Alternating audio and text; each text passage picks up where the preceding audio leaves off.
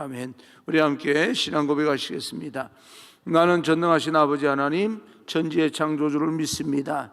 나는 그의 유일하신 아들 우리 주 예수 그리스도를 믿습니다.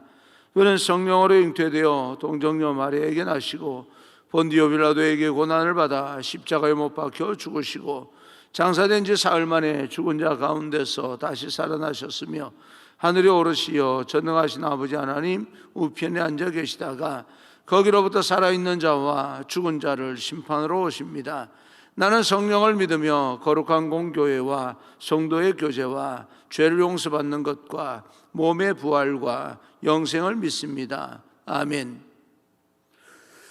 오늘 선포되어질 하나님의 말씀은 출애굽기 37장 1절에서 16절까지 말씀을 제가 봉독해 올리겠습니다. 출애굽기 37장 1절에서 16절까지 말씀을 제가 봉독해 올립니다. 부살렐이 조각목으로 궤를 만들었으니 길이가 2규빗 반, 너비가 1규빗 반, 높이가 1규빗 반이며 순금으로 안팎을 싸고 위쪽 가장자리로 돌아가며 금태를 만들었으며 금고리 넷을 부어 만들어 네 발을 달았으니 곧 이쪽에 2고리요 저쪽에 2고리이며 조각목으로 채를 만들어 금으로 싸고 그 채를 궤 양쪽 고리에 꿰어 궤를 매게 하였으며 순금으로 속죄소를 만들었으니 길이가 2규빗 반, 너비가 1규빗 반이며 금으로 그룹 둘을 속죄소 양쪽에 쳐서 만들었으되 한 그룹은 이쪽 끝에 한 그룹은 저쪽 끝에 곧 속죄소와 한 덩이로 그 양쪽에 만들었으니 그룹들이 그 날개를 높이 펴서 그 날개로 속죄소를 덮었으며 그 얼굴은 서로 대하여 속죄소를 향하였더라.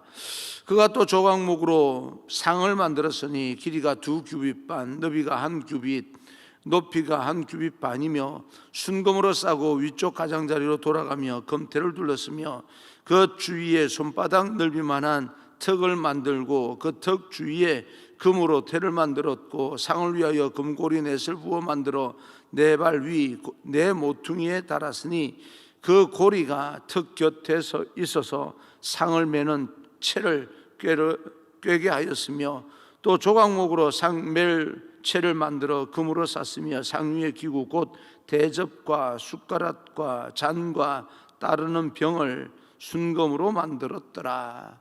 아멘. 오늘도 하나님의 크신 은총이 여러분과 함께하기를 간절히 소원합니다. 밖에 지금도 눈이 이렇게 내리는 것 같아요. 온 천지를 하얗게 뒤덮었는데 이 땅에 정말 어둠의 그 모든 권세가 다 소멸되어지고 하나님의 영광이 가득 차기를 간절히 소망합니다. 오늘은 법궤, 속죄소, 상을 만들다라고 하는 제목으로 여러분과 함께 읽었던 말씀을 통해서 하나님의 주시는 음성을 듣겠습니다. 사람이 살면서 이것만큼은 내가 제일 잘해 라고 하는 자신감을 가질 만한 것이 누구에게나 있습니다.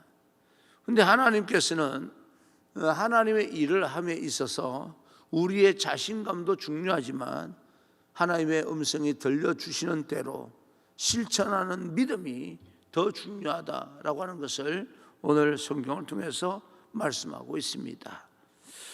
오늘 말씀은 지성소 안에 있는 법궤 그리고 속죄소 그 안에 있는 떡상에 대해서 하나님께서 말씀하시고 계십니다. 1절입니다. 1절 부살렐이 조각목으로 궤를 만들었으니 길이가 2규빗 반, 너비가 1규빗 반, 높이가 1규빗 반이며 부살렐은 하나님이 불러서 하나님의 일을 맡긴 사람입니다. 그 사람이 법궤를 만들었다라고 하는데 조각목으로 법궤를 만들었다라고 이야기합니다. 조각목은 아카시아 나무입니다.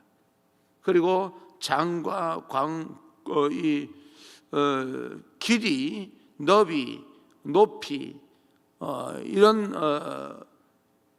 거기에다가 규빗이라고 하는 말이 나오는데 이것은 치수를 이야기하는 것입니다.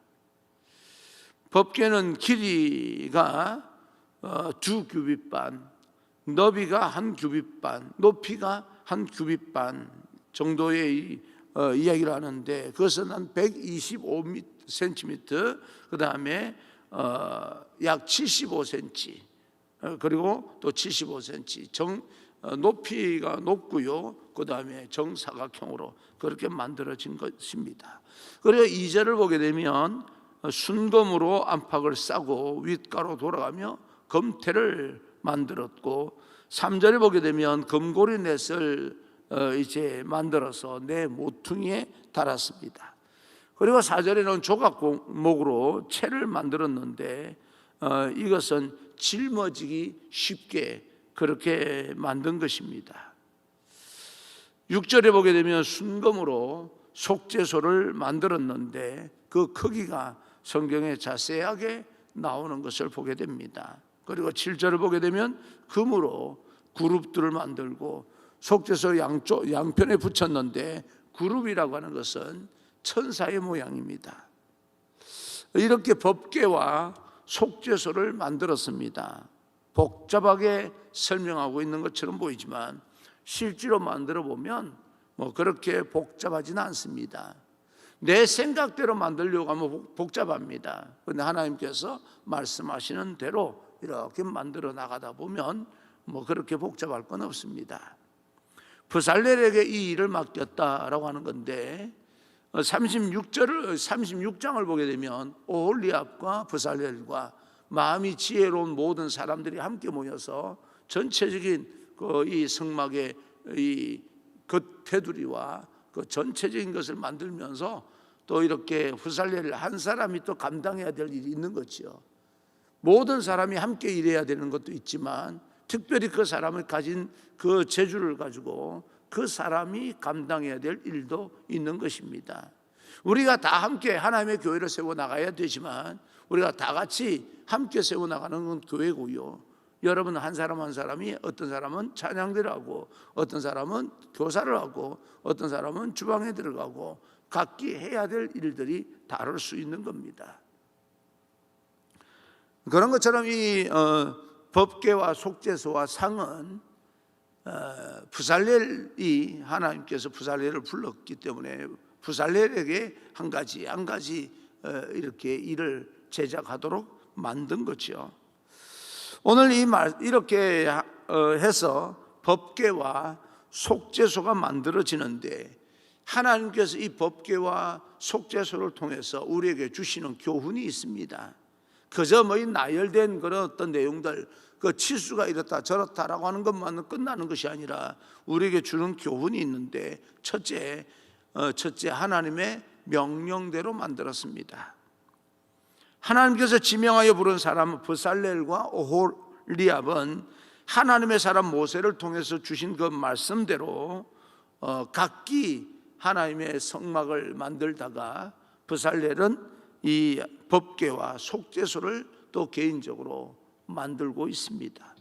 하나님께서 브살렐에게 지혜와 총명과 지식과 명철을 주셨는데, 지혜와 지식과 총명과 명철이 무엇입니까? 그것은 하나님께서 들려주시는 대로 행하는 그런 것이 바로 지혜입니다. 인간의 생각으로는 내 마음대로, 내가 창조력이 있어서 내가 또 재주가 있으니까 내 생각대로 독특하게 만들기만 하면 그것이 지혜라고 생각하지만, 내 뜻대로 아름답게 그리고 사람들에게 보여주듯이 하는 것이 지식이고 명철로 생각을 합니다. 그러나 하나님의 지혜와 하나님의 지식과 하나님의 총명이라고 하는 것은 하나님의 말씀대로 따라 행하는 것입니다. 그것이 하늘의 지혜입니다. 브살렐은 하나님의 말씀대로 실천하여서 들리는 대로 법궤를 만들고 속죄소를 만들고 있습니다. 순종이 지혜입니다. 왜냐하면 하나님의 말씀보다 이 땅에 뛰어난 것은 없습니다. 그래서 하나님께서 말씀하실 때는 순종하는 것이 지혜입니다. 인간의 구원에 관하여는 십자가의 피가, 십자가의 도가 가장 뛰어난 지혜입니다. 우리가 구원을 받기 위해서 가져야 될 태도는 십자가로 충분합니다.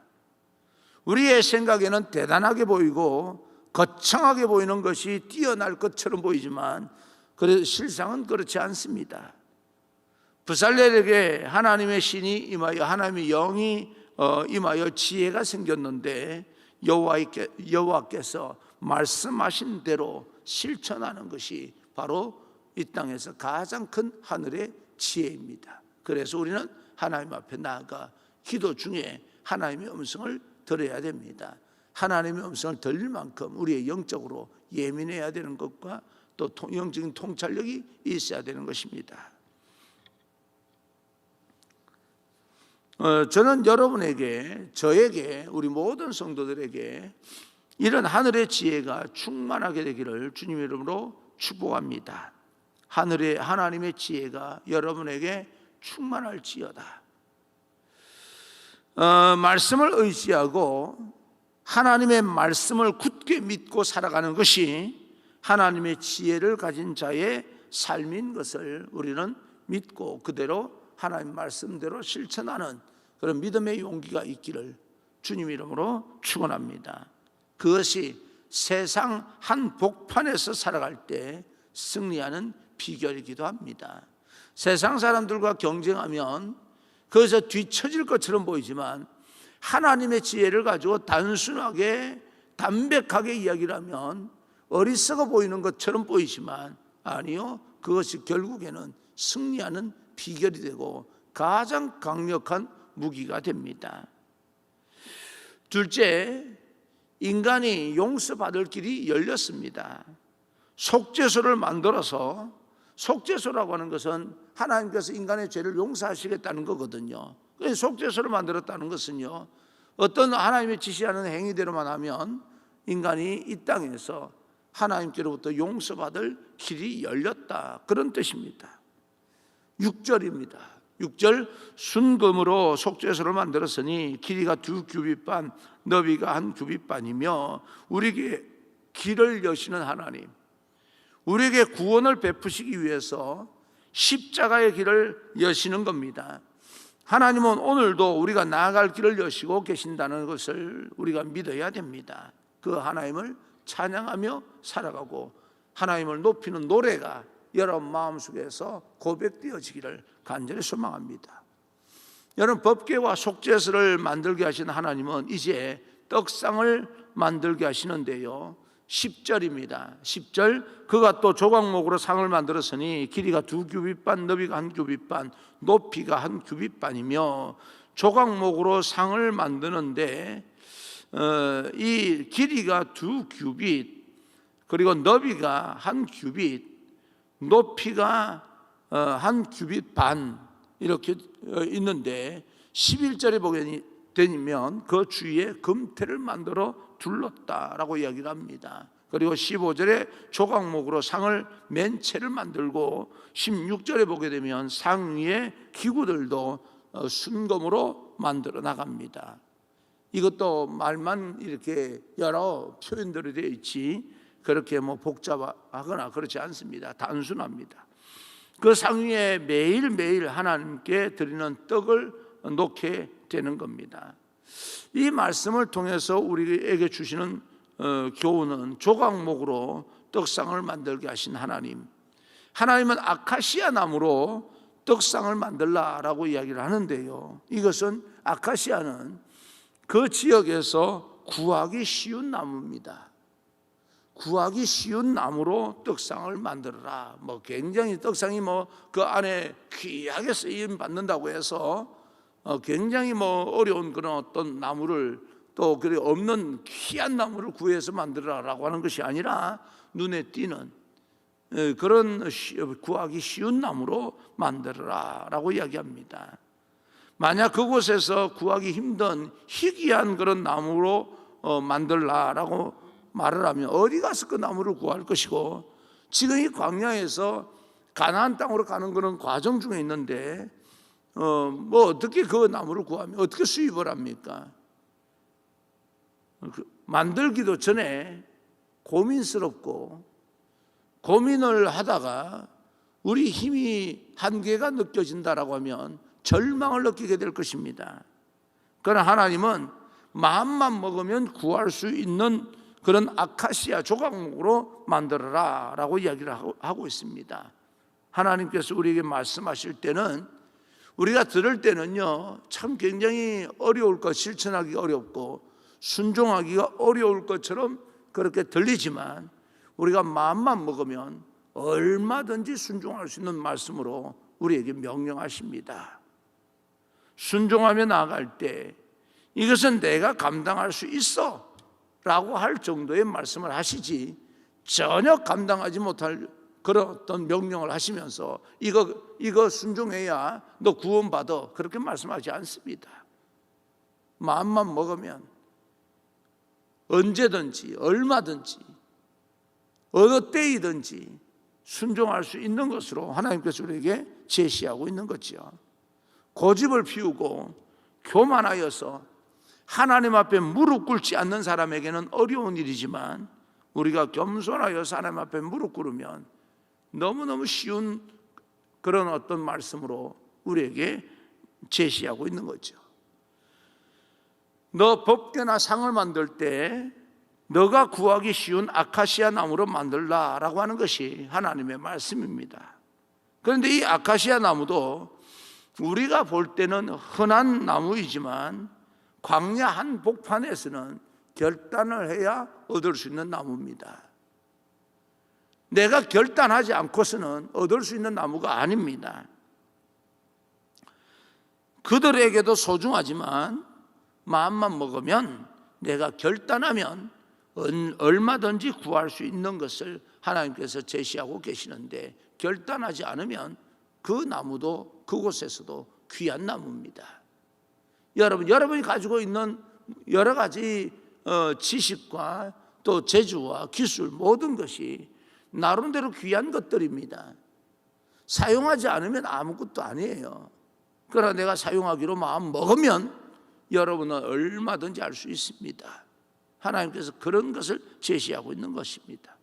하나님께서 우리에게 또 2021년은 이렇게 코로나 바이러스가 유지되는 가운데 교회 어떤 사역들, 찬양대 그리고 또 교사들과 그리고 또 말씀들 여러 사역들이 있겠습니다만은 그런 사역을 위해서 부르실 때에 할 수 있는 범위 내에서 여러분이 결단할 때에 어떤 방식이든 그 모든 그 사역이 진행될 수 있도록 하나님께서 우리에게 제시하고 있는 것이지 전혀 엉뚱하게 할 수 없는 것이나 한계를 벗어나는 것을 하나님께서 말씀하시는 것은 아닙니다.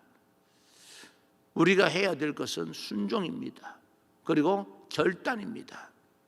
예, 하나님, 내가 할 수 있습니다. 내가 하겠습니다. 할렐루야. 그런 결단이 필요한 것입니다. 그리고 세 번째, 보잘것없어 보이는 것까지 순금으로 만들었습니다. 15절 16절입니다. 또 조각목으로 상멜체를 만들어 금으로 쌌으며 상위의 기구 곧 대접과 숟가락과 잔과 따르는 병을 순금으로 만들었더라. 보잘것없어 보이는 상 위에 있는 대접과 숟가락과 잔과 붓는 병을 순금으로 만들었다라고 말합니다. 어찌 보면요, 이 정도 대접도 그렇고 숟가락도 그렇고 잔도 그렇고 그 물 같은 걸 담아서 붓는 그런 병도 그렇고 대충 만들어도 될 것 같습니다. 지시하는 대로 모양만 잘 갖추면 될 것 같은데 하나님은 대충 만들려고 하지 않습니다. 그것도 순금으로 만들어라. 소중하게 만들어라는 거죠. 여러분, 교회 안에서 어떤 일이든 간에 소홀히 감당해야 될 일이 없습니다. 어떤 것은 귀한 사역이고 어떤 것은 좀 그래도 대충 해도 될 것 같고 그게 없어요. 모든 일에 정말 순금으로 만든 것처럼 정성스럽게 우리는 해야 됩니다. 모든 사역은 내가 정성스럽게 해야 되는 것이지 대충 해야 될 사역이 없습니다. 여러분 그렇게 살아가지 마십시오. 사업을 하거나 직장에서 일을 맡기거나 이럴 때도요, 우리가 볼 때 이건 대충 해도 돼, 괜찮아, 이건 뭐 그럴 일이 없습니다. 나름대로 정성을 다해서 해야 됩니다. 그래야 그것이 누적이 되고 다른 사람에게 성실하게 보이고 그래야 되는 것이지, 대충 해서 될 일이 없습니다.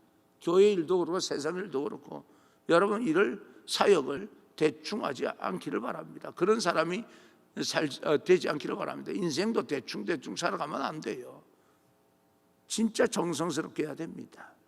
목사님들도 목회 정성스럽게 해야 됩니다. 그러면 교인들이 왜 감동이 없고 왜 그 마음에 찔림이 없겠습니까? 그래야 되는 거죠.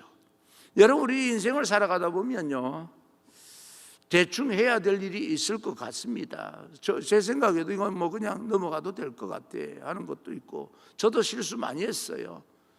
저도 지금도 설교를 준비하면서 맞아 그래야 되는 거야 라고 생각을 하지만 대충 만나도 될 사람이 있는 것 같아요. 그러나 여러분, 그래도 그 나름대로 대충 만나도 될 것 같은 사람도 정성스럽게 만나 주어야 되고, 우리가 대충 해야 될 것 같은 일도요 정성스럽게 해야 된다는 것을 오늘 이렇게 상위에 숟가락과 또 이 대접과 잔과 따르는 병도 순금으로 만든 것을 보면서 모든 내 삶에 있어서 내 삶 자체가 사람을 대하는 거나 사역하는 거나 어떤 일을 할지라도 정성스럽게 살아야 되는 거구나. 여러분 인생이 귀하다는 사실을 깨닫고 인생도 대충 살면 안 됩니다. 정성스럽게 사시기를 간절히 소망합니다. 아무리 작아 보여도 대충 하는 것을 하나님께서 기뻐하지 않습니다. 그것이 하나님의 마음입니다. 작아 보이는 사람까지도 성의를 다해서 사랑해야 됩니다.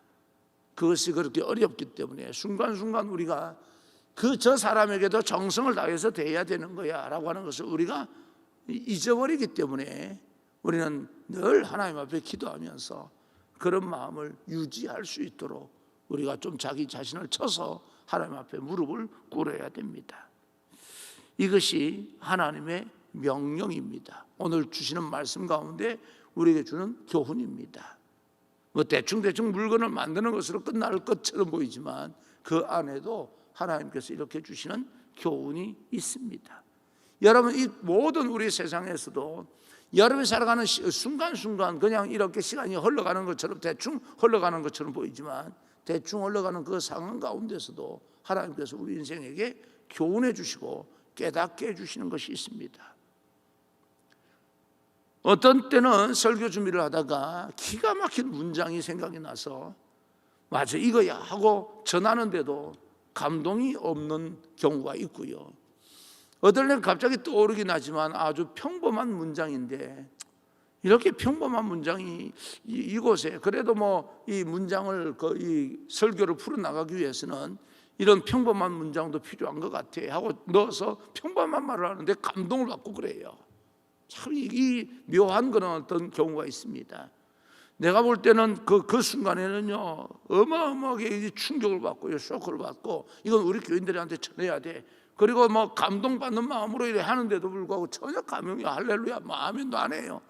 그런데 이 정도는 뭐 그냥 문장을 구성하는 설교를 구성하는 가운데 지나가고 말 일이야 라고 하는 그런 문장을 가지고 하면 할렐루야하고 아멘하고 그래요. 인생이 그런 것 같아요. 우리가 소홀히 대충 해도 될 것처럼 보이는 그 일을 가지고 인생이 성공하는 사람이 있는가 하면 막 거창하게 내가 이거 성공시키면 내 인생이 잘 될 것 같아 보이는데 성공시켰는데도 불구하고 아무도 쳐다보지 않는 그런 경우도 있습니다.